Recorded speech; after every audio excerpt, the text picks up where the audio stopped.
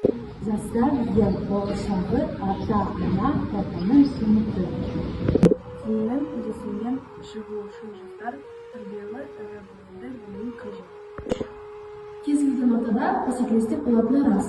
Заң жазушысы мұхтар айтқандай, қашанда халық пен халықты, адам мен адамды теңестіретін нәрсе білім ғана.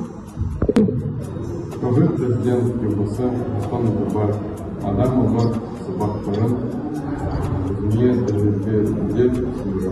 Сосын жастарға кеңес берді. Қазір біздің жастарды әлеммен қарым-қатынас жасап отыр. Жолда шекара жоқ. Қалаған жерде болым алып, қалаған жерде тұрып жатыр. Сондықтан жастар ең алдымен білім, негізгі талап алуға ұмтылуы қажет.